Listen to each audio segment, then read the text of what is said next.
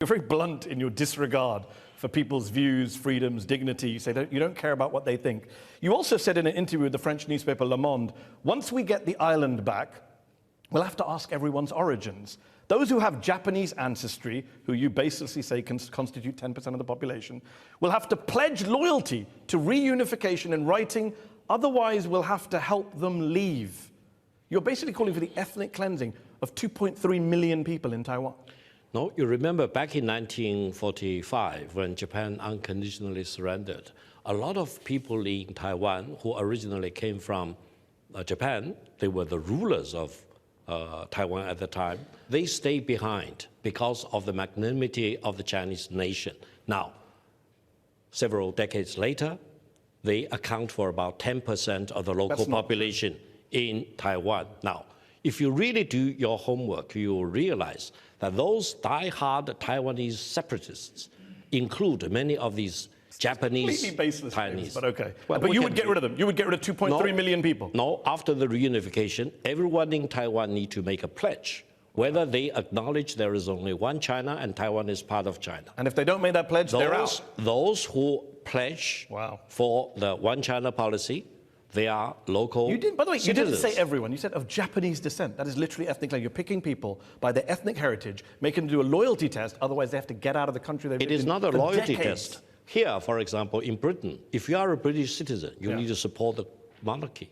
You cannot say, I'm standing in Britain. I don't support the monarchy. I don't like King Charles. No, you cannot say. No, I just said it. Mehdi, I literally just said it. You cannot take any action to oppose the monarchy system. But I don't have to sign a pledge saying I support King Charles. Well, each country is different. Yeah, we are talking about China. China is very different. And China has one policy which is part of the constitution. Which involves threatening people in Taiwan who don't want to be part of your country. Let's bring in our panel who are waiting to come in and join. Let's see what they think. I'm joined by Stephen Chan, professor at the University of London School of Oriental and African Studies. If you're in Taiwan today, how worried are you about a looming invasion? I'm not in Taiwan today. I'm going to be visiting next year. I've been there 5 times in all of the great cities of Taiwan. And what I've noticed most conspicuously is that nobody I've talked to wants to rejoin or reunify with China because of their sense of freedom and their sense of self-determination. So I think that if you're going to say our sovereignty matters more than your desire for your own self-determination and freedom, then you're doing something that will not make you popular in Taiwan, and you won't win the argument for Chinese sovereignty over the island. Martin Jakes is here with us, author of the best-selling book, When China Rules the World. Martin, you've said in the past that China should not be seen through a solely Western lens. So I agree with you, and there's issues there. But I began the show by asking Victor about Japan and India and the Philippines, separate to Taiwan, just the issues in the region. Do you think China is responsible for some of those issues, all of those issues, none of those issues? Well, China's obviously involved inevitably in all of those issues.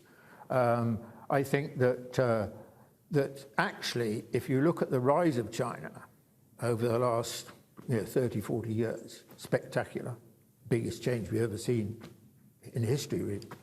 And inevitably, that is changing everything in the region, in the world.